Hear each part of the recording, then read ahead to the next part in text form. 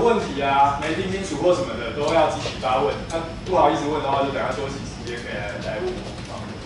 好，那再帮大家 review 一下哈，我们现在介绍了代数数的观念，对不对？代数数就是有理系是多项式的根，那不是代数数的复数就叫做超越数。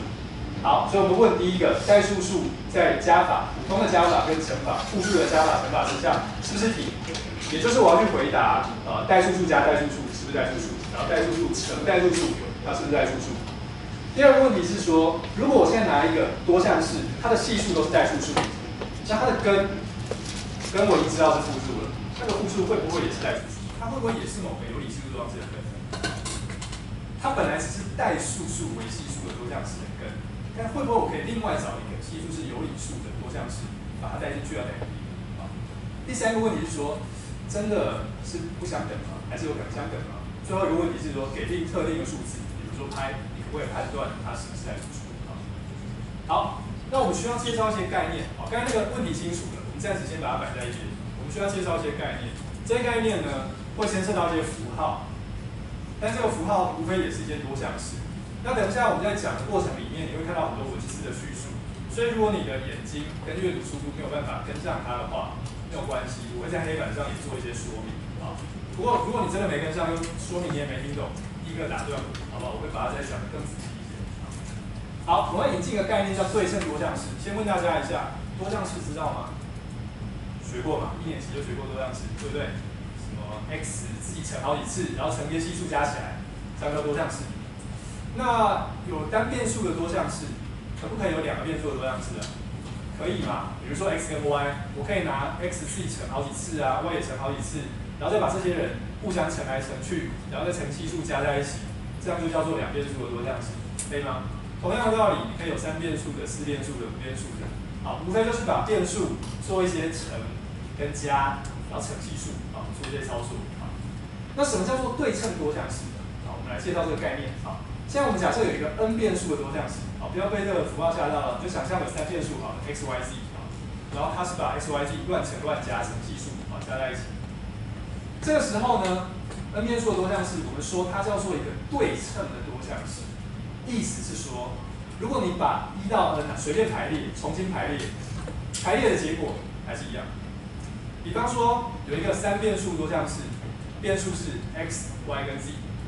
如果我把 x 跟 y 互换套进去，结果乘开以后答案长一模一样，然后把 y、z 交换也长一模一样，把 x 跟 z 交换写出来也一样。这个时候我就说这个多项式叫对称多项式，可以吗？举个实际的例子给大家看，比方说3个变数好了 ，x 加 y 加 z， 这就是对称多项式嘛？因为你把 x 跟 y 的角色互换，它也是长成 x 加 y 加 z 的样子的。好，那还有什么呢？比如说 x 平方 y 加 y 平方 z 加 z 平方 x 再加 x 平方 z 啊，对，这样没问题。好，等一下举例子给大家看。好，举例子给大家看，我明明就已经举了。好，像这个例子，好，3变数。我都把 x1 的平方乘上另外2个的和 ，x2 的平方乘另外2个 ，x3 平方乘另外2个的和。这个人呢，你把任何2个变数的角色互换，它长的样子还是这样，应该可以看得出来吧？可以吗？可以接受吗？好，那再看一个例子，好，比如说这个例子，我如果把 x1、x2 交换，那就这2个不会改变，对不对？那这个会变这个，这个会变这个，所以答案还是一样。这种多项式就叫做对称多项式。就你把变数随便换2个位置，答案都会一样。那我来问大家，随便换2个位置，答案一样，那你随便怎么换位置，答案都一样嘛，对不对？因为你一连串的换位置，比如说就大风吹1到 n 重新排，一定可以分解成每次只换2个位置，连续只换2个位置。比如说1、2、3三个数字，我要把它变成比如说什么？大家看到这个例子太简单了。好，我刚才讲那句话你听懂了吗？就是 n 个数字1到 n， 我把它们重新排列。这个操作我一定可以把它拆解成一连串的，每次只换2个位置，可以接受吗？很容易看，为什么？比如说1到 n 重新排嘛，你就先看1变到谁。比如说1变到5，那我就先考虑第一个操作是1跟5互换，其他不动。好，那这样这一步到最后一步，5已经不动了嘛，对不对？1已经换到5了嘛，对不对？那你只要再换别的，可以吗？这样讲可以接受吗？不可以，自己想一想，好不好？就是说，任何 n 个数字不随便乱排完的结果，我一定可以透过每次只换2个位置来达到一连串的这个操作。所以我要验证一个多项式，它是不是一个对称多项式，我只要检验随便换2个位置的变数，答案会不会一样？啊，一样就没问题了。啊，但我要把所有可能的2个位置都要交换看看。好像这个也是，对不对？1、2交换，这个没有变，那这个变这个，这个变这个，这些都是对称多项式的例子。那当然一开始我要先讲清楚我有几个变数，这样我才知道我要换的人是哪些人。好，现在我们要来给一个新的定义。好，刚才讲的是一般的对称多项式，在这些一般的对称多项式里面，有一些比较特别的，写起来比较特别的。这些特别的人呢，我们就把它叫做初等的对称多项式。那这些初等对称多项式呢，其实你高中就学过，一定看过的，只是你没有想过要想这件事情。啊，它是什么呢？一样的，你要先给正整数 n， 就是变数有几个啊？比如说 n 是3，就是有3个变数，还有一个正整数，它不要超过 n 啊，它是1到 n， 比如说1、2、3啊，其中某个数字。那我们可以写一个很可怕的符号，我等下会解释给你看啊。什么叫做第 k 个？啊，对不起，我这个打错了，这应该是 k 啊，这个 j 是 k。这里改一下啊，这个 j 是 k 哦，好，第 k 个初等对称多项式，它是什么呢？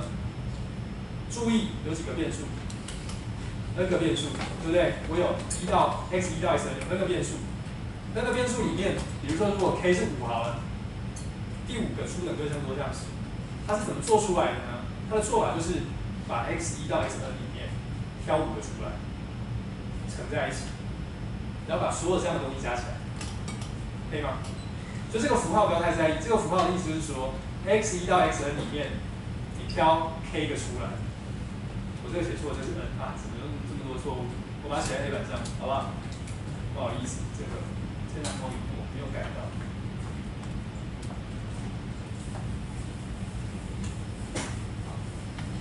我写一个例子，你就会清楚。比如说呢 ，n-4 好了。那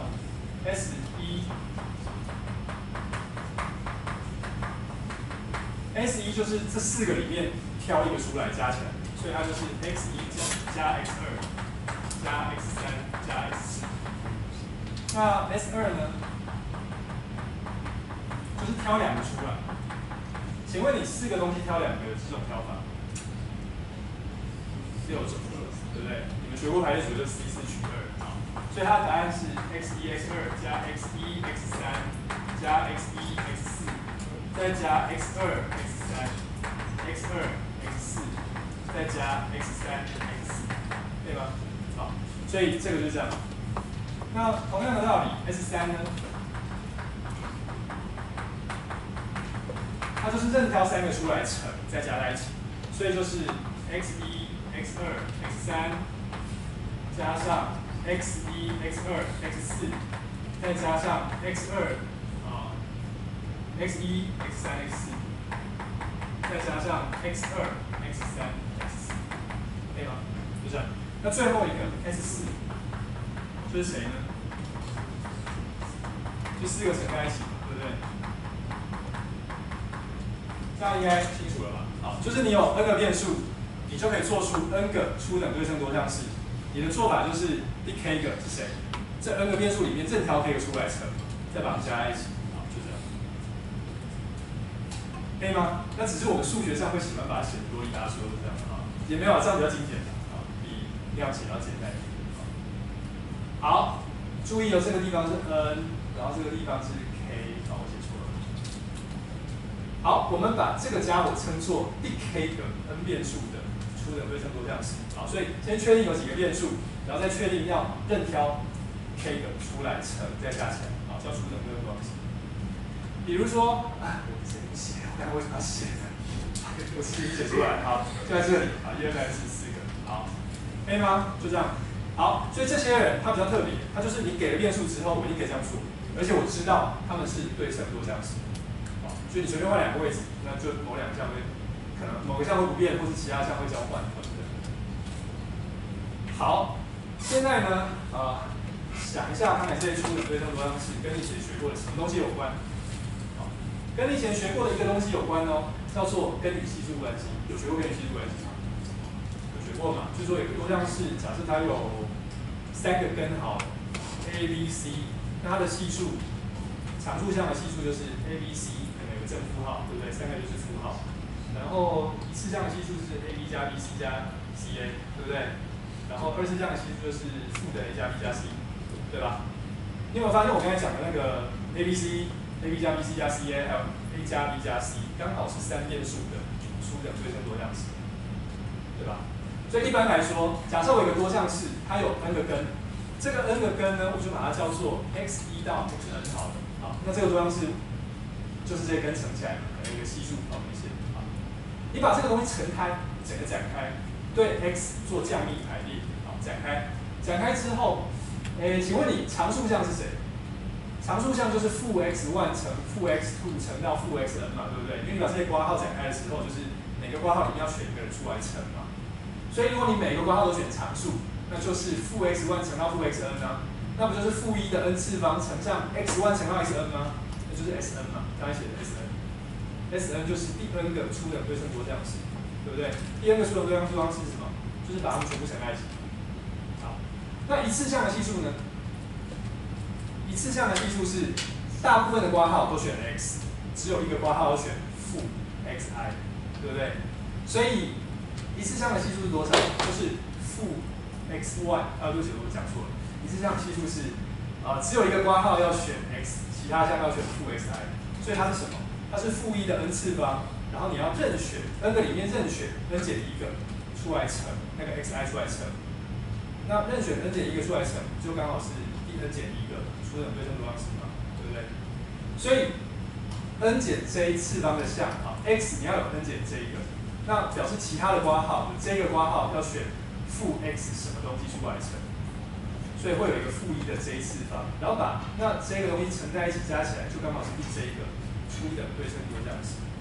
所以初等对称多项式就是你以前学过的根与系数关系，它只不过是在讲，假设你有一个多项式首项系数是1，它的根呢叫做 x1 到 xn， 这个时候它的系数就分别是负的第一个初等对称多项式加正的第二个初等对称多项式乘上 x 的第三高的次方，再来是负 s3 当做系数，然后 s4 当系数，负 s5 当系数，可以吗？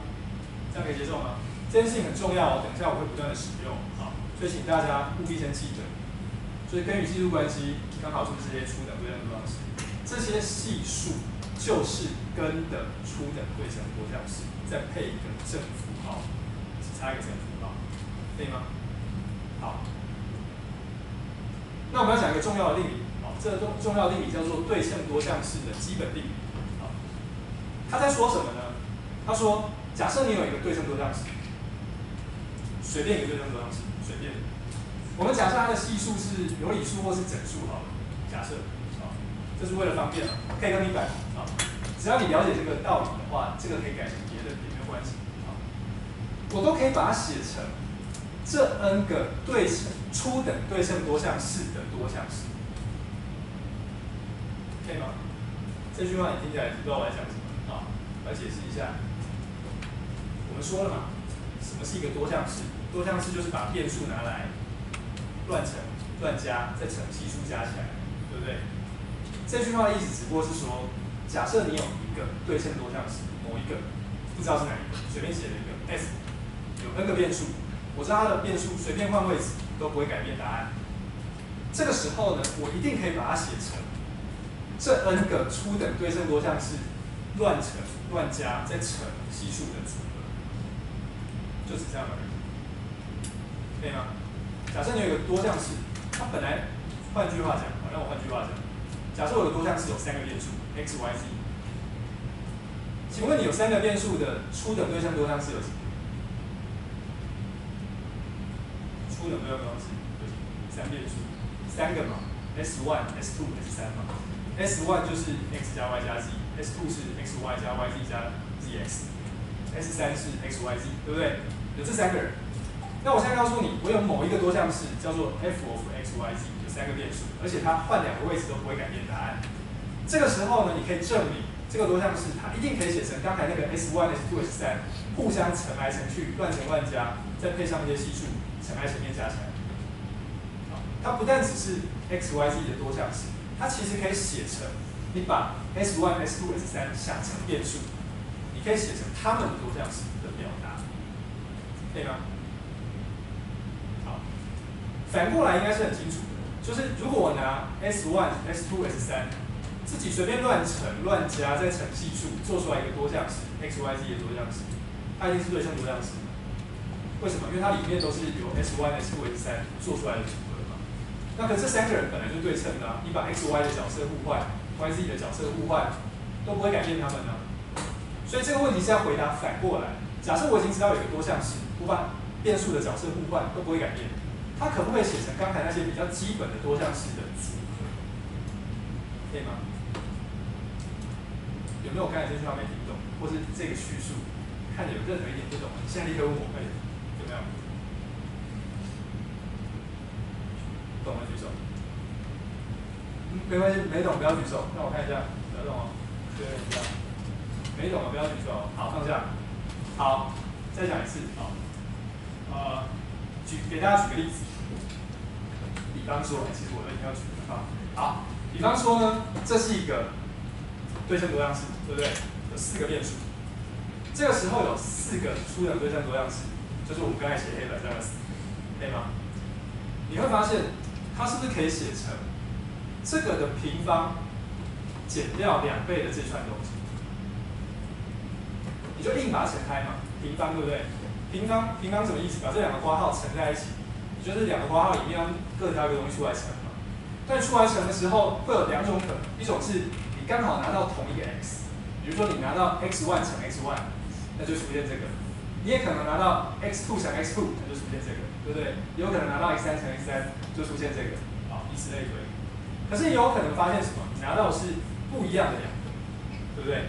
那拿到不一样2个的情况会有2倍嘛？因为你比如说 x1 乘 x2， 或者是 x2 乘 x1 会有2个，所以你把那个不一样的减掉，那就应该等于一样的结果，对不对？好，可是你发现哦，第一个括号里面的东西是不是就是 S1？ 就是第一个初等对称多项式。那第二个括号里面的东西是不是就是 S2？ 第二个初等对称多项式，就是任挑2个变数出来乘再加在一起。所以我是不是可以把这个对称多项式就单单只写成 S1 跟 S2 的乱乘乱加的表？所以这个东西你把 S1 S2 想成是变数的话，它不就是 S1 跟 S2 的多项式吗？对吗？好，所以这个定理就在告诉你，如果一开始给的这个家伙，它就是对称的，就像我现在这样，好，它2个变数交换你都不会改变，那它就一定可以重新的整理以后写成只跟这些 S1 到 S2 的表示有关的多项式，可以吗？那反过来当然是对的。反过来如果有一个东西，我不知道它长什么样子，它如果可以写成这种样子，它一定是对称的嘛。因为这个里面你把变数2个交换，那就只是把 S1 跟 S2 里面的变数交换。可是 S1、S2 那些交换变数不会改变答案啊。所以对称多项式基本定理就会告诉你，什么是对称多项式呢？没有什么学问啊，就是初等对称多项式的多项式就是对称多项式，没有什么不同，这2者是完全一样的东西。那一边是很显然的，一边是需要证明，就是任何一个任何一个对称多项式，它为什么可以写成初等对称多项式的多项式？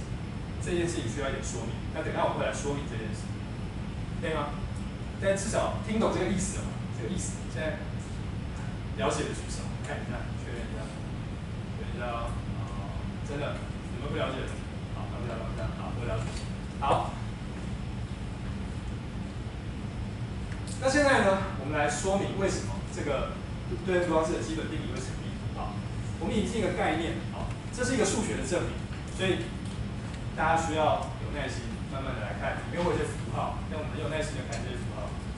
引进一个概念叫做字典句，这个英文字典大家都查过吧？这个字典是英文字典的意思。如果你有一个单项式，好，我们说多项式是把变数随便乘、随便加。然后乘一些系数，对不对？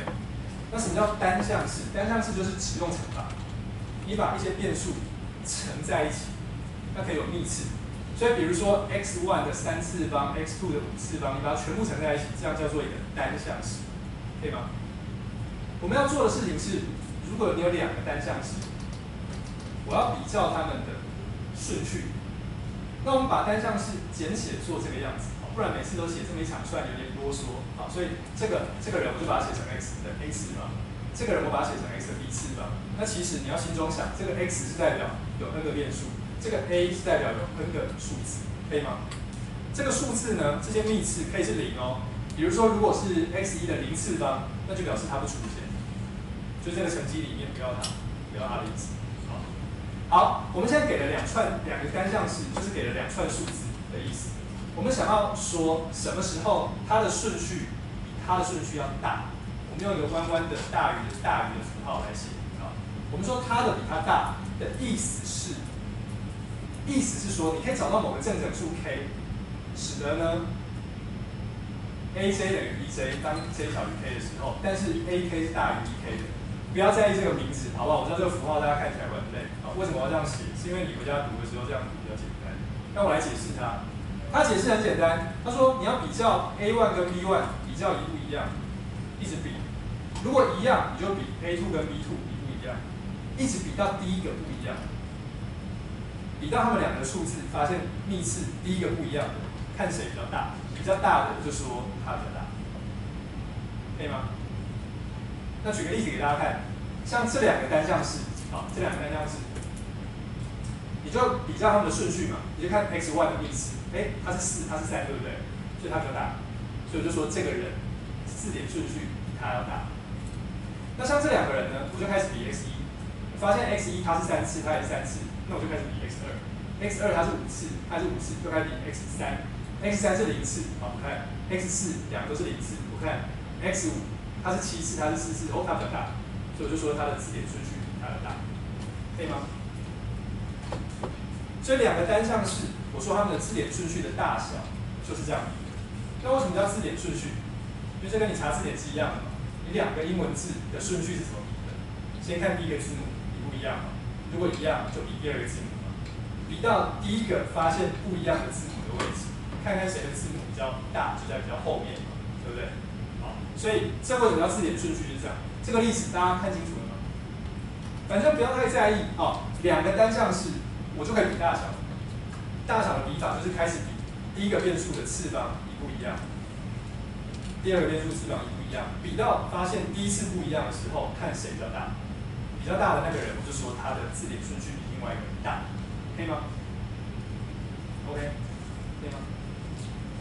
懂的举手，我看一下，确定这样。好，那我刚才讲了，因为4比3大，所以它比较大。那第2个是3等于3，5等于5，0等于0，0等于0，7大于4，好，所以我就说它比较大。好，那你注意到字典顺序有一个重要的性质，它有一个很特别的性质。如果一开始2个单项式，它有一个大小的关系，那我把这2个单项式两边同时乘上另外一个单项式，一模一样的单项式，这个大小关系不会改变。这是为什么呢？原因是这样，你就想嘛，这2个一样大，这个比这个大，对不对？这个比这个大。我两边乘上同一个东西的时候，同一个单项式乘上去，乘单项式的效果是什么？比如说，如果两边同时乘 x1、x2，那效果是什么？是不是把 x1 的幂次要加1，然后把 x2 的幂次也要加1嘛，对不对？可是你在比字典顺序的时候，我是比它们的相对应的幂次嘛，相对应的幂次要么就相等，要么就是有大于的关系，对不对？那我把它们两边同时加同一个数字，不会改变这个关系嘛？可以吗？好，比如说4大于3，那我两边同时乘上 x1，那就变成5大于4啊，不会改变。那后面这个，比如说后面这个，我们如果两边同时乘上 x3x5 乘 x3x5，左边这串数字乘 x3x5 的时候，这个地方会加1，这边也加1啊。那乘 x5 这边变8，这边变5，大小关系没有变。本来是等号的还是等号？本来是大于的还是大于？可以吗？我这样讲，听懂？确定一下。你不要说不练习举手啊，就不懂就不要举手。好，这样好。好，所以字典顺序的特性就是，本来有大小关系，你乘同一个东西还是保持那个大小关系，就跟你普通的正数的乘法是一样的。这是一个重要的性质，好，大家先放在心里。那我们现在来讲这个性质要怎么使用。那我们就可以看到，好，现在我们来证明这个对称多项式的基本定理。还记得这个定理说什么吗？他说，假设你有一个多项式，它有 n 个变数，而且它是对称，就换变数不会改变答案。这个时候呢，我一定可以写成 S1、S2 到 Sn 的多项式，把它写成这个样子。那怎么写？好，我们要利用某种除法。那以前你学过除法，多项式有除法，对不对？单变数的多项式可以有除法。可是如果现在有 n 变数的多项式，我就不太懂除法是什么意思。可是我们会看到，还是可以把它想成这个除法的概念。你以前做除法的时候，假设有个多项式叫 f， 有个多项式叫 g， 除法是什么意思？你是不是先把 g 的最高次项，比如说 f 如果是5次的 ，g 如果是3次的，我们是不是先把 g 乘个 x 平方，对不对？然后减过来把5次项消掉嘛，对不对？5次项消掉以后，原本的 f 就没有5次项了，次方就减少了。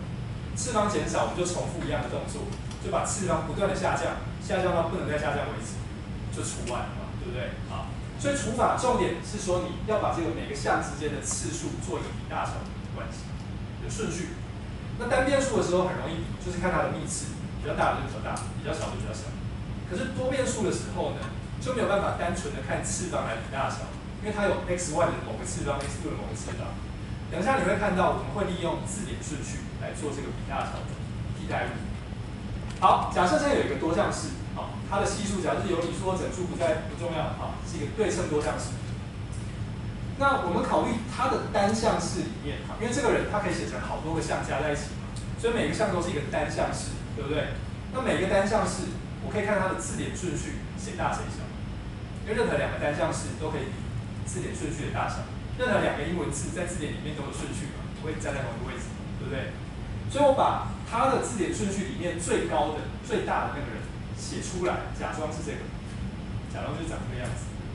好，所以它可以写成某个系数 ，Q 是一个系数哦，就是有理系数多项式嘛，乘上字典顺序最高的项，加上其他的字典顺序不是最高的项，比较低的项，可以吗？这个没什么，就只把项。有点像是你以前把多项式做降幂排列，只是我现在排列的时候是用字典顺序来降幂，好，不是用次方来降幂。好，这个时候呢，你会发现一件事情，如果你拿的是初等对称多项式，你把它们做这些组合，前面的这些幂次就是刚好这边的这些幂次，它的你把它全部乘开，乘开以后，它的单项式里面，你也可以去问谁的字典顺序最大。你会发现它的最大的字典顺序也是这个人。我来给大家说明一下，我知道看到这个地方你已经觉得很困扰，但我来给说明一下。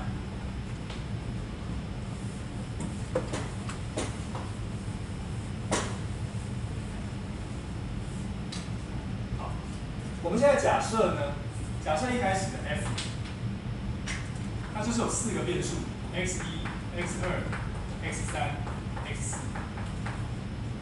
那我假装它写出来的时候，字典顺序最高的项的系数叫 q， q 是一个数字，然后它乘上 x1 的7次方 ，x2 的4次方 ，x3 的3次方 ，x4 的1次方，加上其他的，好，字典顺序比较低的项。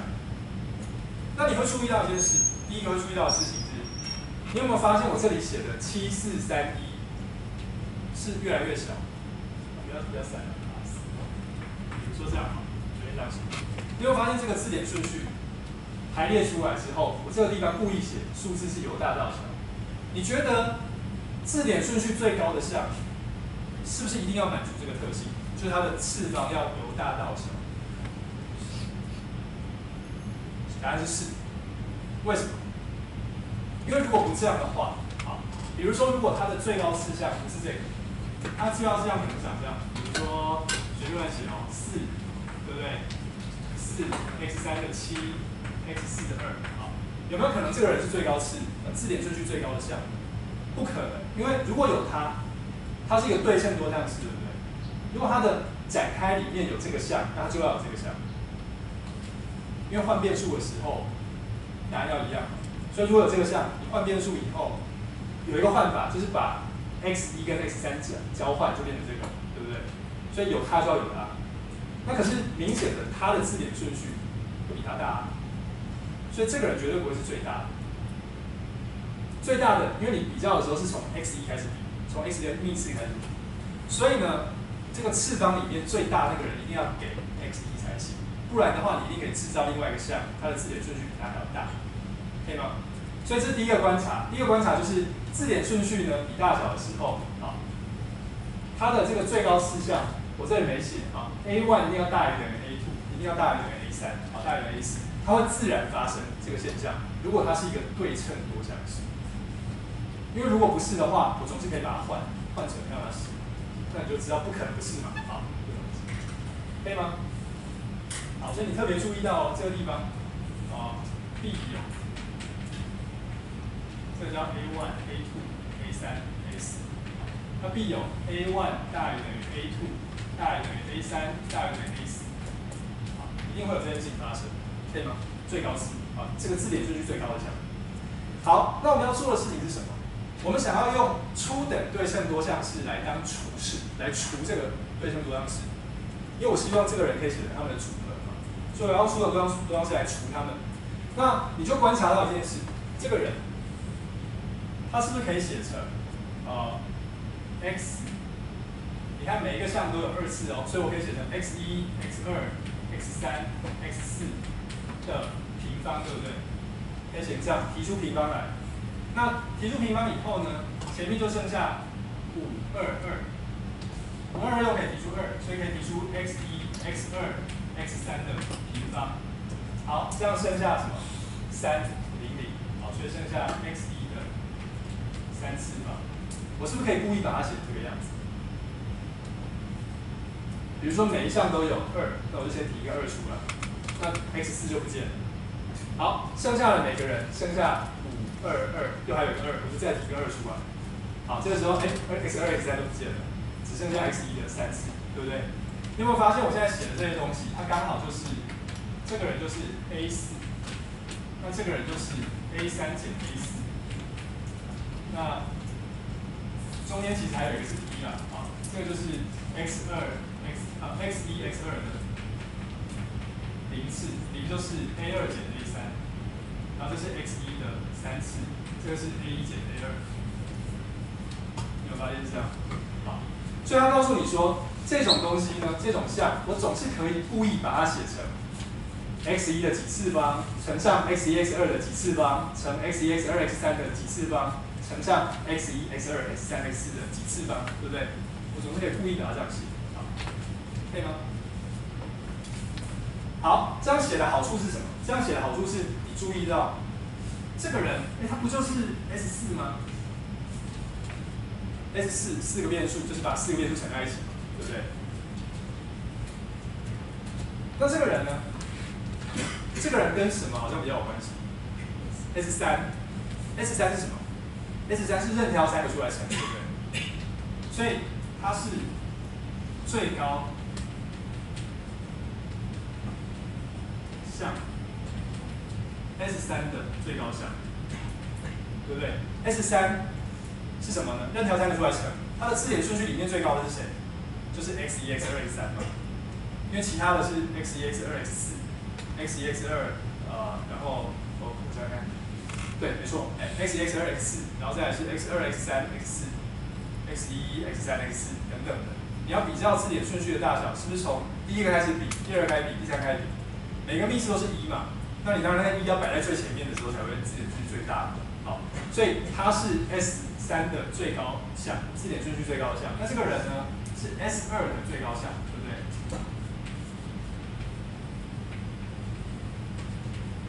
那这个人呢是 S1的，对不对 ？S1的最高项，对不起。好，所以你发现一件事情，我总是可以把原本的这个多项式它的最高字典顺序的项改写成 S1、S2、S3、S4的最高项的一些乘积，那我请问大家，如果我这样写，我如果考虑 S1 的3次方，好，就 S1 的3次方，然后 S2 的0次方，然后 S3 的2次方，然后 S4 的2次方，请问你这个人的字典顺序的最高项是谁？我们开始想啊，这个乱七八糟的多项式，它的字典顺序，你把它全部展开，然后看里面的每个项，字典顺序最高的是谁？是不是把它的最高的乘3次，然后它的最高乘0次，它的最高乘2次，它的最高乘2次乘在一起？因为你要想展开是什么意思？展开是不是先把它的项先写出来，把它的项先写出来，然后把每个括号里面挑一个项出来乘嘛，对不对？那我们前面说过啊，字典顺序如果有大小，同时乘一个东西，不会改变字典顺序。所以你要问乘完之后的最高的那个项，那当然就是把每个括号里面都挑字典顺序最高的项拿来乘嘛，对吧？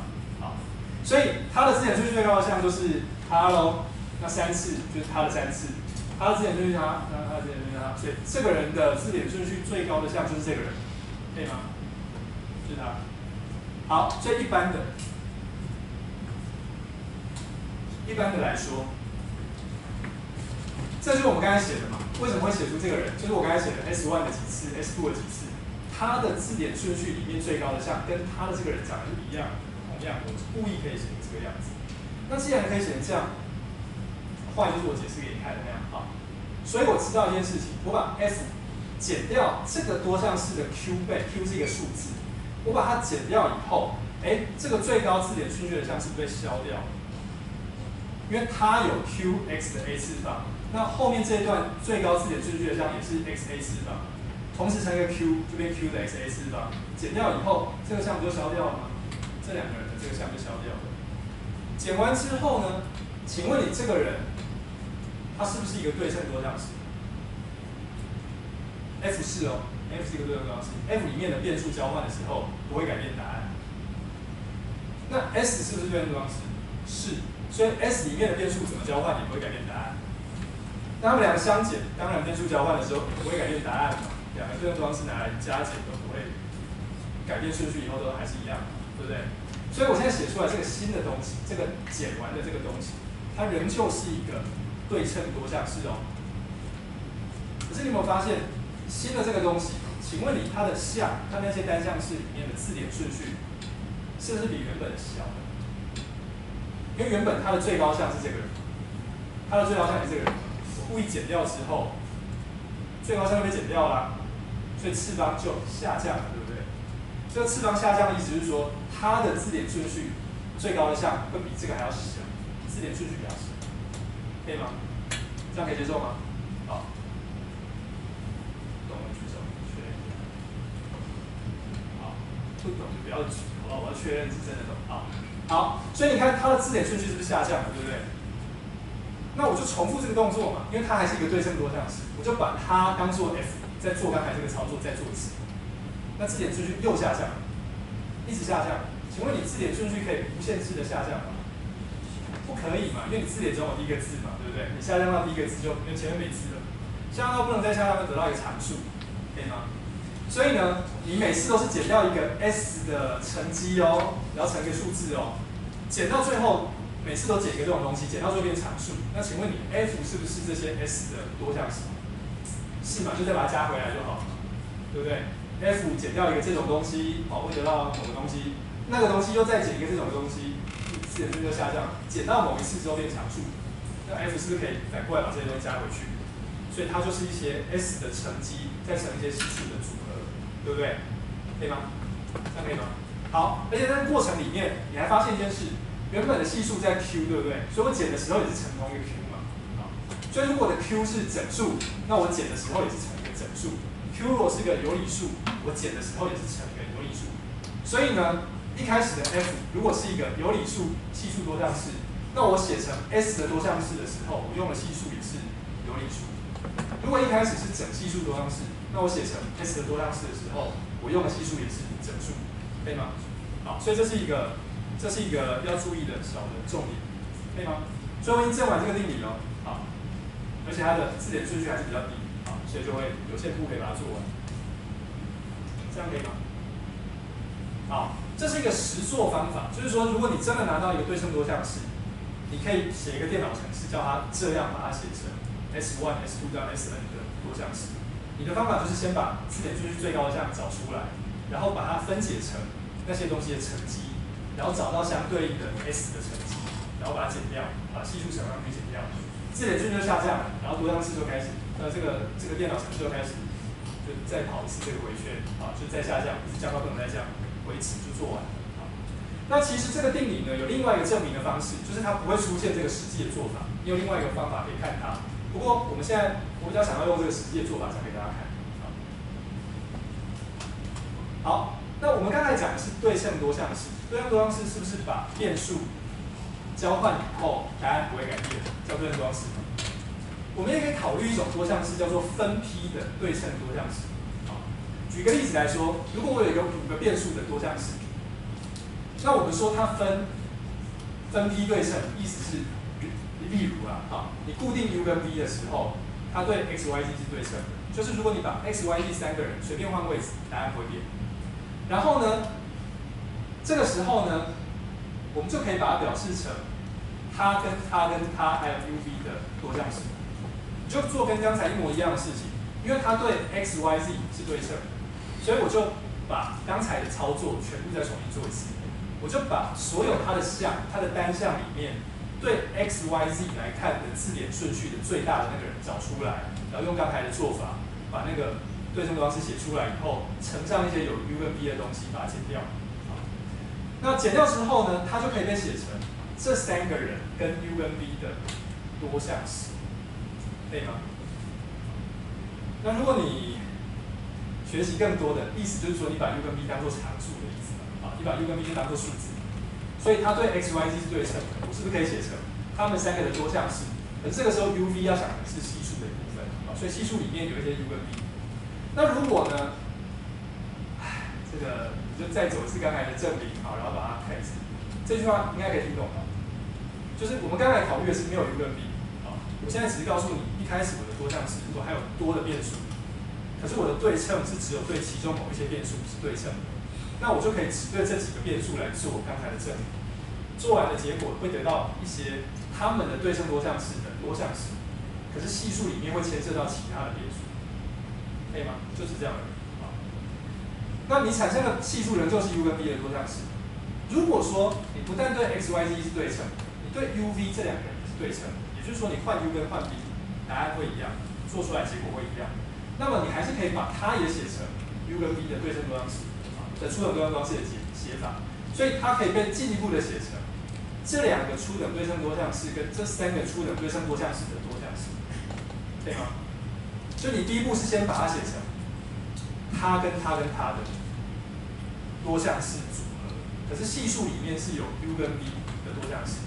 如果它对 u、v 又是对称的，你就再次的把它当做是 u、v 的多项式，可是这3个人当成系数，当成常数。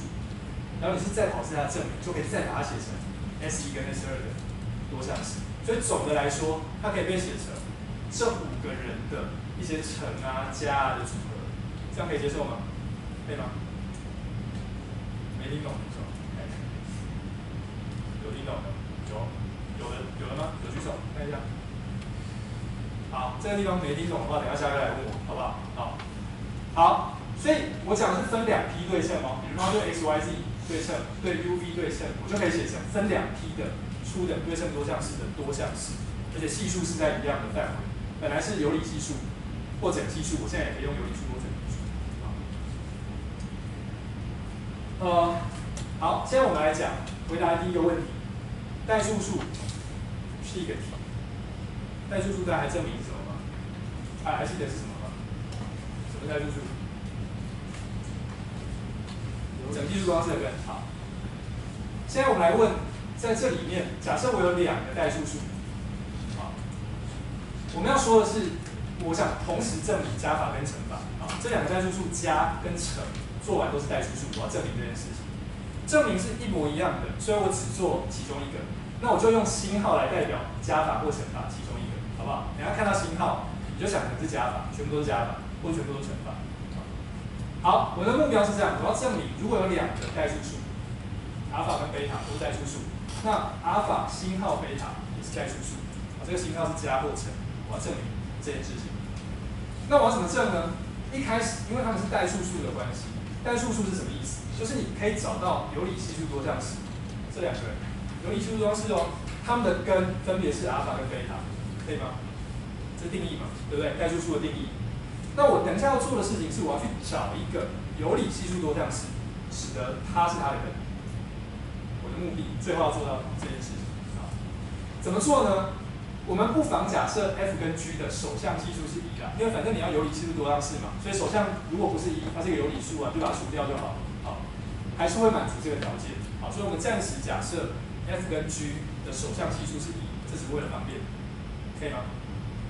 好，那我们就分别把阿尔法跟贝塔暂时写成第一个根，好，加个1表示是第一个根，然后我们可以把 f 跟 g 在复数里面分解因式。F 就可以写成有 m 个根，对不对 ？G 可以写成有 n 个根，那它的第一个根分别是阿尔法跟贝塔，这样可以接受吗？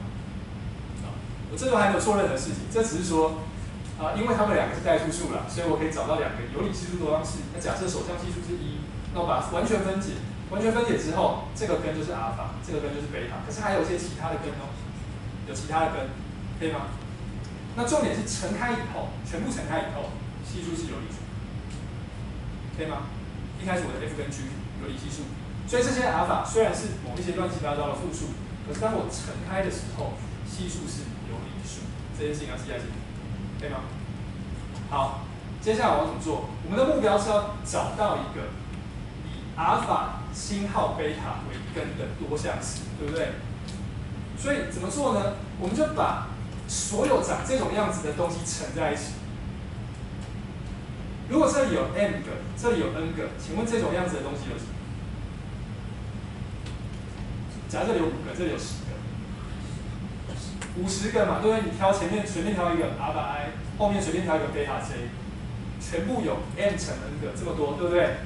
我们就故意把所有这种可能，比如说如果星号是加法，我就考虑阿尔法1加阿尔法加贝塔1，阿尔法1加贝塔2，所有可能的加全部找出来，然后全部用 x 去减它。我把这些东西全部乘在一起，得到一个多项式，这样可以接受吗？我把这个多项式叫做 h。那我请问大家，阿尔法星号贝塔是不是它的根？是不是 h 的根？是嘛？因为当 i 是1，j 是1的时候，就是阿尔法贝塔的情况，对不对？所以阿尔法加贝塔或阿尔法乘贝塔就是它的一个根哦。那如果它的系数是有理数，就做完了，对不对？如果这个 h 的系数是有理数，那阿尔法星号贝塔就是一个有理系数多项式的根嘛，那就是代数数，对吧？我最后的目标是要证明阿尔法星号贝塔是一个代数数，对吧？可以吗？那如果我找的这个，我现在找这个是骗人的，因为我就是把我希望的那个根加进去嘛，因为显然它有这个因子的话，阿尔法星号贝塔应该是它的根嘛。可是我的问题是说，它会不会是有理系数的呢？好。所以我的目标是要说它是有理系数的。那我们来想一下它的系数，它的系数长什么样子？好 ，h 是很多这种东西的乘积，对不对？有阿尔法1加贝塔1，阿尔法1加贝塔2，阿尔法等等所有可能的东西乘积，你把它全部乘开，然后看 x 的系数，每个 x 的系数长什么样子？是不是一大堆这种东西乘在一起，然后加在一起？一大堆哦，一大堆阿尔法跟贝塔星号的乘积跟加法的组合，对不对？请问你这个组合，如果你把其中2个阿尔法换位置，答案是不是没有变？因为你拿的是全部的，全部拿来乱乘乱加嘛，所以你把某2个阿尔法，阿尔法1、阿尔法2换位置，答案是不会变的。一样的，把贝塔1、贝塔2换位置，答案也是不会变的。所以呢，你把这些乘积展开的时候，每个 x 的幂次的系数都是一些阿尔法跟贝塔的多项式，而且它对阿尔法这对阿尔法是对称的，对这对贝塔是对称的，可以吗？可以想象吗？好，因为我是把全部的可能拿来乘嘛，所以我任何2个阿尔法换位置，或是把名字换一换，但东西是一样，乘的方式是一样，完全的对称。好，那你来想一下哦，如果这个乘开以后 x 的系数是阿尔法跟贝塔的对称分批对称多项式，按照我们刚才的讲法，这个多项式是不是可以写成阿尔法的初等对称多项式跟贝塔的初等对称多项式的多项式的组合，对不对？可以吗？这句话可以听懂吗？就是这个东西的系数，它的每个系数呢都是对阿尔法还有对贝塔的分批对称多项式。那这些系数就可以写成这些人还有这些人的组合嘛，对不对？啊，这个是有理系数，我写错了，对有理系数啊。好，讲这么多只是告诉你，这个 h 的系数其实是把这种样子的东西拿来乘在一起、加在一起，再乘一些有理数的组合。可是回来问大家一个问题：这些数字跟阿尔法的关系是什么？它不就是以阿尔法为根的多项式的系数嘛，加个正负号嘛，前面学过根与系数关系嘛，所以这些人其实是什么？这些人其实是它的系数加上一些正负号。那这些人呢，其实是它的系数加上一些正负号。可是，一开始这两个人的系数是有理数，所以其实这些 sk、阿尔法、nsl、贝塔全部都是有理数啊，它们其实全部都是有理数。那它们全部乘在一起，再配一些有理数，再加在一起，是不是还是有理数？还是有理数。所以我知道 h 是一个有理系数多项式。然后 h 代阿尔法星号贝塔是零，所以阿尔法星号贝塔是一个代数数，可以吗？好，我们很快的回顾一下这个证明。这个证明有点奇怪。这个证明是告诉你说，一开始阿尔法是某个有理系数多项式的根。贝塔也是一个有理系数多项式的根，那我故意把它们全部分解开来，然后呢，我要做一个，比如说阿尔法乘贝塔是它的根的多项式，而且我希望它的系数是有理数。那我说你先不要烦恼，我们先做一个这种多项式，做一个以它为根的多项式。方法就是你把所有可能的阿尔法贝塔都乘在一起，当做它的根。那我要验证这个多项式的系数是有理数，怎么验证呢？我观察到它的系数对 x 的系数其实是阿尔法跟贝塔的一个多项式，而且这个多项式呢，对阿尔法是对称，然后对贝塔也是对称。所以按照刚才的讲法，我就可以把那个多项式写成阿尔法的初等对称多项式跟贝塔的初等对称多项式的多项式。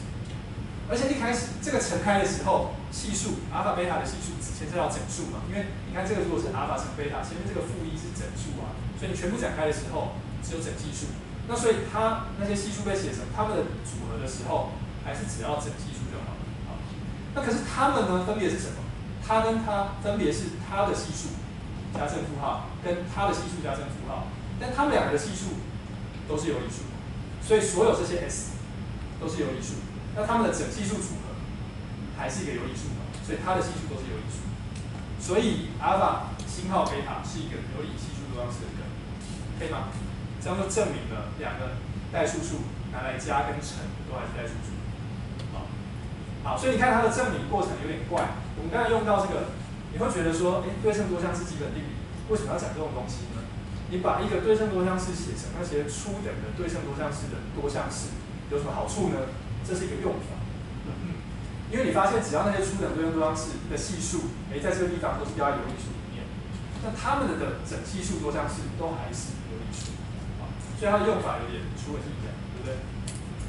好，那我们来看第二个问题啊。刚才是说代数数任拿两个数来加跟乘都还是代数数。我们的第二个问题是说，如果我现在有一个多项式，它的系数是代数数，请问你它的根是不是还是代数数？好，那答案是是。系数如果是代数数的多项式的根就是代数数。好，怎么证明呢？我们假设有一个多项式，长这个样子。假设它的系数都是代数数，所以这里的 a 啊、b 啊、c 啊那个点点点的系数都是代数数哦。这句话是什么意思？这句话的意思是说 a、b、c 它们分别都是一些有理系数多项式的根，对不对？好，那我们假设有一个复数伽马是这个多项式的根，我最后要来证明伽马也是一个代数数。换句话说，伽马也是一个有理系数多项式的根，可以吗？那你会说，它不是 f 的根吗？对，但是 f 的系数不一定是有理数嘛 ，f 的系数我只知道是代数数，好，所以我的目的是要做一个以伽马为根的有理系数的多项式，好，那你就跟刚才做非常类似的事情，怎么做？好，做法是这样，做法是我们的目的是要找以伽马为根的有理系数多项式。那我现在已经知道 A1、B1、这些 C1， 所有这些系数都是代数数，所以呢，我可以分别找到有理系数多项式，使得它是它的根，它是它的根，它是它的根，好，以此类推，可以吗？我可以找到这些 A 是有理系数多项式，你就做跟刚才非常类似的事，你把这些 A 啊因式分解。那我们假设它们的首项系数是啊，因为我们知道只要满足这个式子，我把首项系数除掉没有影响。我把它们因式分解之后 ，A 就写成有一个根是 A1 哦，是这个 A1， 那其他还有一些别的根 ，B 也是 ，B 也可以写成有一个根叫 B1 啊，那其他还有别的根，还有 C， 那中间点点点也有，所以我写的还有很多点点点，好，符号就不写了。接下来你要做的事情是什么？跟刚才非常的类似，你有一个 F 长这个样子，我现在要做的事就是随便挑一个 AI、B、DJ、CK， 把它们乘，啊，我随便拿 AI。乘 xn 次方，随便拿一个 bj x 加 ck， 这点点点随便拿。好，这个 ai 就是跟 A1 相伴的那些人，他们是同一个有理系数多项式的根，我就随便挑一个，每一个位置我都挑一个跟刚才系数相伴的一个多项式的根，有理系数多项式的根，我就把它乘开来，得到一个多项式。好，这个多项式就像是由它变化出来的。如果说 A1 有10个选择。然后假设有3项好 ，A1B 跟A1B1C1，A1 的相伴的根有10个 ，B1 的有5个 ，C1 的有8个，请问你全部的配的组合有几个？10乘5乘8嘛，对不对？好，400个。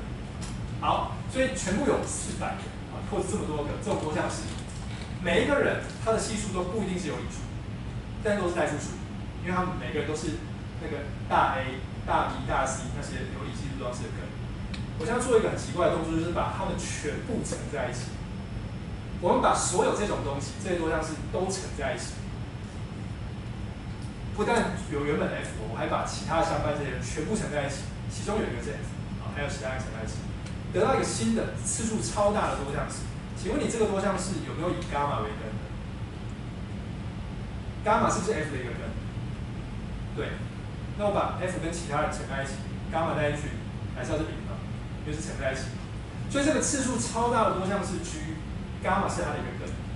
那它如果是系数是有理数，我就做完了，我就证明了伽马是代数数，对不对？我的目标是要证明伽马是代数数。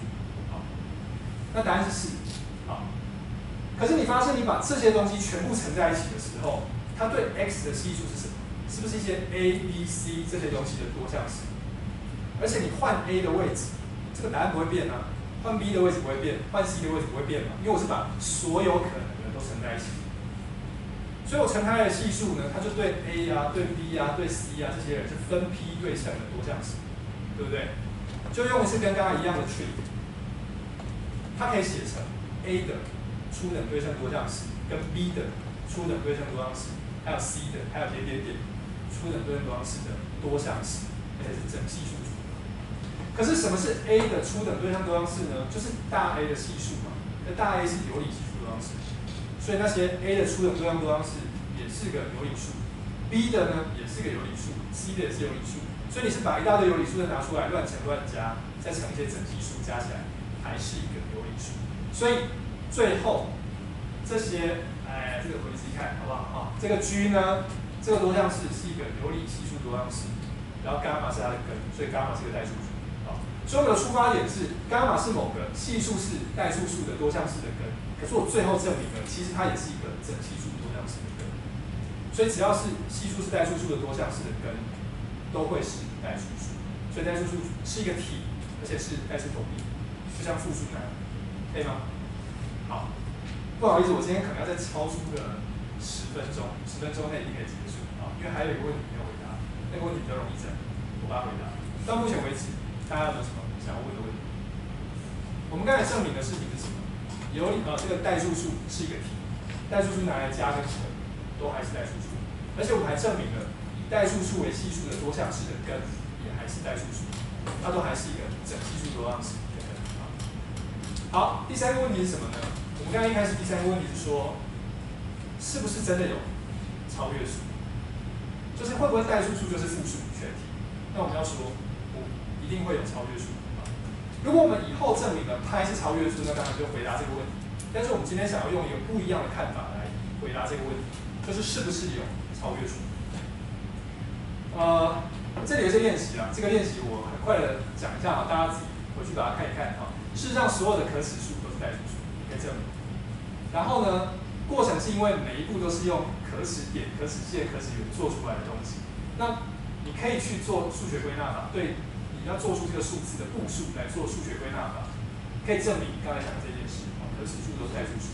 事实上，你可以证明所有的可使数，它一定是可以用四则运算啊，有理数的四则运算跟开平方根所得到的数，比如说可使数一定都长这种样子。用有限次的加减乘除跟开2次根号来表示，这是所有的可使数。好，我们要引进一个概念啊，叫做集合的级数。如果你有预先预习过我们上一季活动里面讲集合跟逻辑的部分的话，你应该有学过这个部分啊。不过很快速的讲一下它是什么。我们说有两个集合啊，两个群体，我们说它们的基数是一样的，意思是说我可以建立一个一对应，就是把 S 里面的点。S 里面的元素跟 T 里面的元素一个配一个的配好，这个时候我就说两个集合的元素个数是一样的，术语叫做有相同的级数，可以吗？一对一就是把元素一的配对，啊，恰好一个对一个，全部配好。那我们说一个集合是一个可数集，可以数的集合，意思是说它跟正整数有相同的级数，或是它只有有限个元素。啊，比如说有3个元素的集合叫做可数集。个人比较可数集，或者是这个集合不管它长什么样子，只要它可以跟正整数一个配一个的配好，我们就说它叫做一个可数集，可以吗？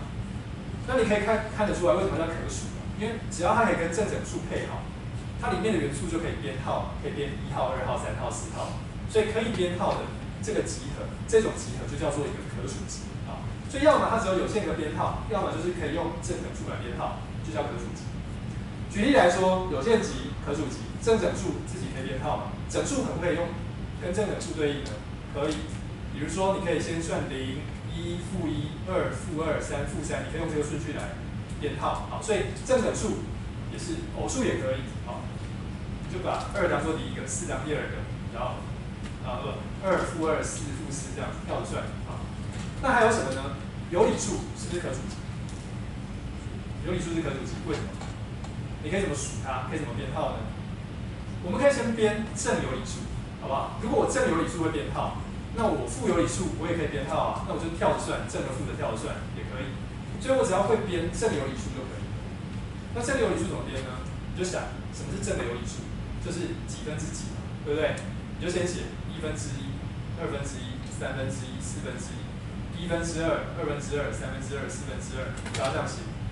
然后1/3、2/3、3/3、4/3，你发现有点像是在一个象限里面把所有的整数点的位置都标出来了，对不对？所以你编号的方法就是你先把1/1当第一个，然后1/2当第二个，2/1当第三个，再来是1/3，这个是什么？2/2，是1重复的就跳过，然后再来是1/3，你就用斜线的方式去算它，可以编号啊。所以正的有理数可以编号，那负的有理数跟正的有理数合在一起。就正负跳的编号，好，所以有理数是一个可数集。我刚才讲那句话，你们听懂吗？画那个，写一下。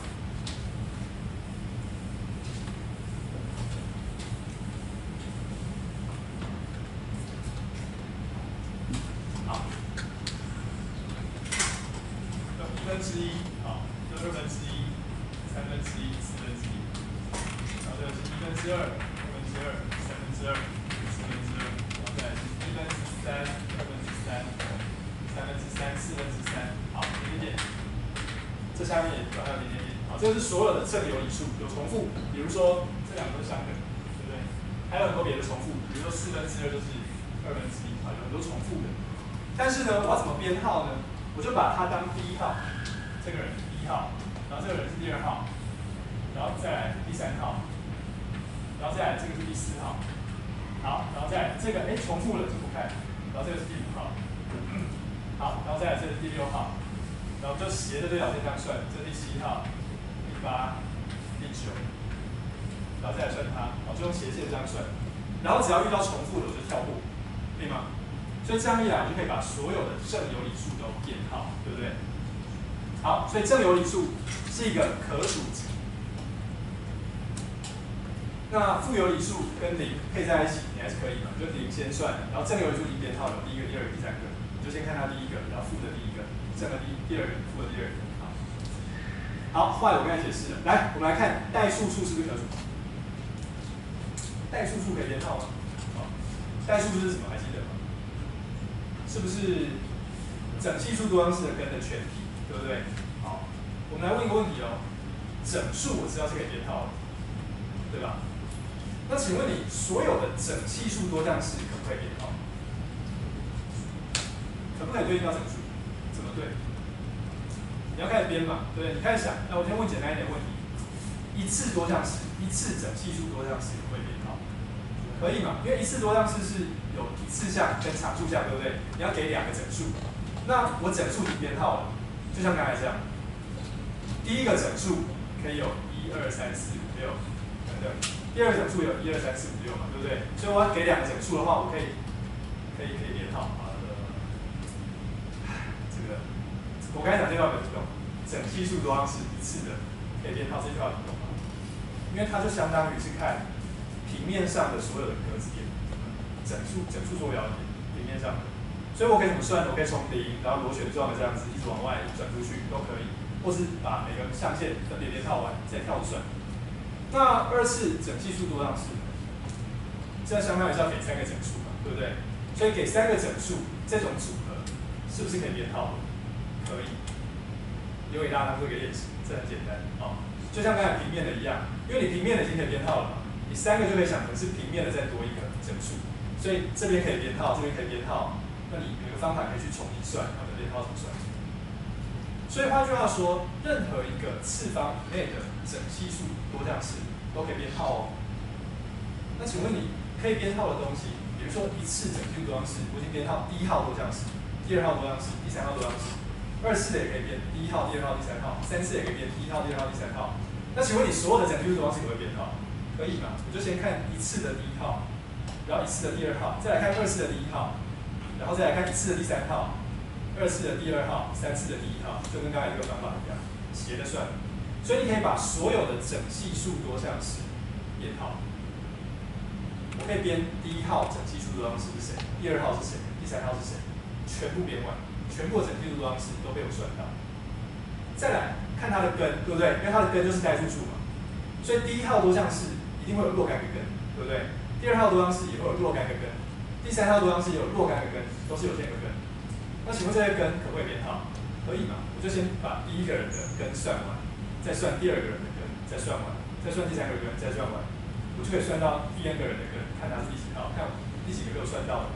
所以所有的整系数多项式的根是可以编号的哦，因此代数数是可数集，这样可以接受吗？好，所以要说明代数数是可数集，过程大概是你要先去说明整数是可数集，再来去说明整系数的多项式是可数集，再来去说明整系数多项式的根是可数集。那当然就是第1个人的根可以编号，第2个可以编号，第4个可以编号。好，所以代数数是个可数集。如果代数数是个可数集，那我们可以问一个问题嘛？复数是可数集吗？好，因为我们的问题就是代数数在复数里面相不相等的？因为如果相等的话，复数就会可数嘛，对不对？那复数是不是可数集呢？有同学摇头说不是嘛。好，实际上呢，不但复数不是啊，实数也不是。你可以说你实数也不是。那这2个是互相可以推到对方的。如果复数是可数集，实数也可以证明是可数集。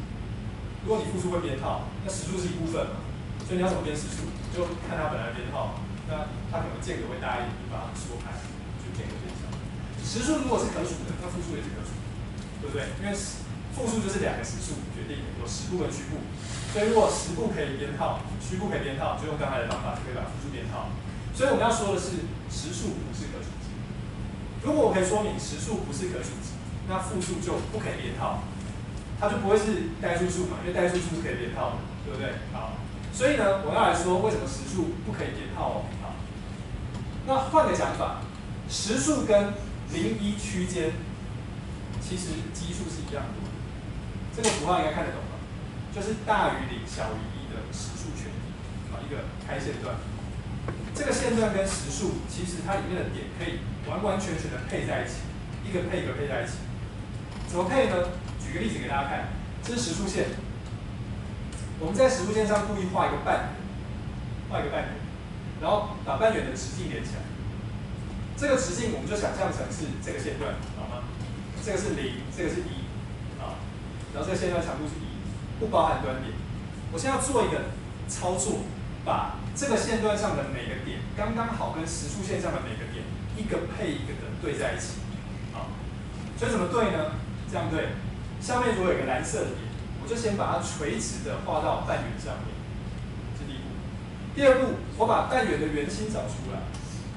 然后画一条线连到刚才你对下来这个点，它是跑到实数线上有一个点在这里，有个红点，对不对？我说我就把这个蓝点对到这个红点，这个对应是一个配一个刚刚好。为什么？你想象一下，你把这个蓝点往圆心的地方走，那这个绿点是不是就跑到越来越靠近中间的地方？所以它连下来的红点就会一直往中间跑，对不对？那如果你把蓝点一直往旁边这个黄色的不存在的端点走，这条线会变成怎么样？越来越水平，对不对？越来越水平，所以它对应到红点就会越来越往无限远的地方跑去。而且不难看出，蓝点不一样的时候，红点对出来就会不一样。所以它是不是把这个线段跟实数线有一个配一个的对应的方式对在一起？可以吗？好，所以我的目标是要证明实数上的点不可以编号。那我只要证明这个线段不可以编号就可以了，因为它们两个的点有一个配对的关系嘛。所以如果它可以编号，它就可以编号；那它可以编号，它就可以编号。好，所以我现在要来说明这个集合不是可数集合，可以吗？就它里面的点是不能编号的，0、1区间里面的数，你不能够编第1号、第2号、第3号，编不了。你也可以说我把1也加进来也没关系的，因为多一个数字不会影响可不可以编号。可以编号的话，你多一个元素还是可以编号，少一个元素还是可以编号。好，那怎么做呢？我要说它里面的元素不可以编号哦。我要讲这件事情。我们假设它可以编号，看会发生什么事。那你知道在0、1之间的数字，我可以写成一个无穷小数。好，比如可以写成0点什么什么什么什么什么什么，有一个无穷小数表达法。我们特别要求是无穷小数，就是有无穷多个不是0的。原因是因为呢，等下你会看到同一个数字，像1000分是156，我可以把它写成0.1559999循环，也可以把它写成0.156，有2种表示法。可是我会要求，我要的是第一种，就是就算是0.156，我要故意把它写成0.155999999，可以吗？那这样要求的目的是，每一个数字就会只有一个表示法，不会像现在有2个表示法。你可以说明，如果有2个表示法的话，一定有一个是循环，一个是不循环。那我要的就是不循环的类，我一定都要把它写成无穷小数表示。所以像数字跟小数表示就有一个对应的关系。好，我现在目的是要证明它不可数。我们假设它可数，假设这个集合可以编号，编第1号、第2号、第3号，那我们就把第1号叫做 x1， 它写成一个无穷小数，对不对？它的第1位叫做 A11， 第2位叫做 A12， 第3位叫 A13， 以此类推。然后呢，这个集合的第2号元素叫做 x2， 它也可以写成0.A21、A22、A23， 以此类推。这每一个 A 都是一个正整数或0。那一样的，第 n 号可以这样写。好，继续下去。假设我把0、1之间的数字都编号编完，然后每一个编号都用小数表示写出来。我说这就是全部。这就是全部了，它们里面每个都被我算到了。我要导出一个矛盾，怎么导出这个矛盾呢？矛盾是这样的，我会做一个没有被这样算到的数字给你看。怎么做呢？它的做法是，好，你对每个 k 每个位置，我就选一个不等于 akk 的数字，叫 bk， 而且是1到9之间的数字。这个数字呢叫做0.B1、B2、B3、B4、Bn， 这个数字就是一个没被算到的数字。没被你刚才数到的数字，为什么？第一个，这是一个小数表示，对不对？所以它是一个无穷小数，这每个 b 都是1到9之间的某个数字。所以这个数字它一定会掉在这个集合里面，同意吗？因为它的奖项是0点什么什么什么嘛，对不对？所以它一定是这里面的一个元素。可是如果它是这里面的一个元素，它就必须是我们刚才数到的这些人其中一个，它必须要是他们其中一个。好，那我就问，它可不可以是 x1 呢？答案是不可以。为什么？因为它的第一位叫 b1，b1 是一个不等于 a11的数字，所以它跟它的小数表达的第一位是不一样的，所以它不会是 x1。那它会不会是 x2 呢？也不会，因为它的第二位是 b2，b2 是一个跟 a22 不相等的数字，所以它的第二位跟第二个数字的第二位是不一样的，所以它也不可以是 x2。以此类推，它不可以是任何一个 xn， 因为它的第 n 位跟 xn 的第 n 位是不一样的。可是小数表达法是唯一的，所以我现在写出来这个数字就不在我刚才宣称可以算到的所有数字里面，对吧？可是我刚才说这是全部的，每个都被算到，所以得到一个矛盾，对吗？很奇怪，这个叫做对角线法。它利用这个结构，然后选对角线上，然后让它们全部相等，得到一个新的东西。它不是你刚才得到的任何一个人。好，这个对角线法呢，得到一个矛盾法就证完了。所以我证明了0、1区间不是可数的，所以实数不是可数的，复数就不是可数的。可是有理数是可数的，所以一定有这个代数数是可数的，所以一定有一个不是代数数的复数，可以吗？好，这个对角线法呢，这个过程啊，是一个叫做康妥的德国数学家发明的。好，康妥是近代集合论的奠基者。那这个对角线法，这个证明，虽然我们拿来做这件很奇怪的事情，说这个实数是不可数的，其实它可以被用来做很多东西。如果你们有兴趣接触一些这个计算机科学，你们可能会学到一个概念，叫做 Turing machine 图灵机啊，或者是你学逻辑学，你会学到一个叫做哥德尔不完全性定理啊，在讲逻辑系统里面存在有一句话不能够证明真或假啊，这些证明呢，全部是把这些概念跟这个对角线法的论证非常有关系啊，就同样的方法，它可以被用来做很多别的事情啊。好，那最后提一件事情啊，最后的定理，1885年有一个叫 Lindemann 的人，他证明了它还是超越数啊，所以我们就算不知道刚才那个基数的证明，我还是知道有超越数。比如说派是一个超越数，那这个证明呢，它比刚刚我们讨论那些东西都还要困难一些，它用到微积分，然后还有复数为变数的微积分，好，那叫做复变函数论。那以后我们会去试着去谈到这件事，好，之后的课程会谈。你们有兴趣的话呢，你们可以去找古希腊几何三大问题，我今天没有时间介绍啊。它的起源是在问说有几个问题，它里面的东西可不可以用尺规做出来？好，那一个还蛮不错的参考资料，是我们系上的康明昌教授他写了一本科普书，叫《几个有名的数学问题》。很老的书，但是这本书很好，比现在大部分出版书都要好。那还有高斯很有名的一个发现，叫做正17边形的几何作图啊。你们以前在中学的时候应该有学过，正三角形可以用几何作图、尺规作图，正方形也可以。5边形可以吗？17边形呢？好，17边形可不可以？好，那到底正几边形可以用尺规作图做出来？这是一个问题。这个问题非常久，就是17边形这个问题呢，从希腊2000多年前一直到19世纪，高斯第一个发现可以。但是呢，他发现可以的方法，并不是用尺规作图去做，有一天就发现真的可以，不是。他的重点是发现，要回答这个问题，你要去研究方程式，像刚才讲多项式方程，研究刚才那些题。然后他证明了一件事情是说，正17边形的边长那个数字啊，是一个可尺数。但是要怎么看出它是可尺数？要利用方程式的讨论。所以表面上它是一个尺规作图的问题，但实际上它是一个代数问题。而且刚才讲的古希腊几何三大问题里面，大概这3个问题都可以把它讲成是代数问题，有2个是可以纯粹代数解决的。那第3个问题是跟超越数有关。所以所有这些看起来表面上是几何的问题，它其实有另外一个面向。高斯年轻的时候10几岁，不知道14岁还是16岁，他发现这件事情的时候，他就决定要当数学家。所以他本来在犹豫要当天文学家还是数学家，他发现这件事情之后，他就了解到一件事，就数学的力量是不一样的。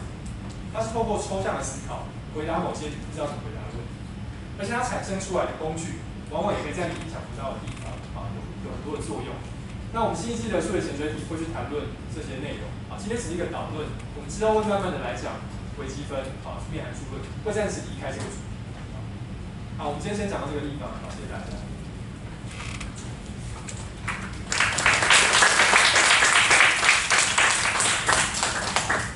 那以后的活动呢是上午、下午都有，因为内容蛮多的，希望大家可以尽量的来参加。我们也会安排时间跟大家讨论问题。那现在如果你们有什么问题的话，也可以来这边问我。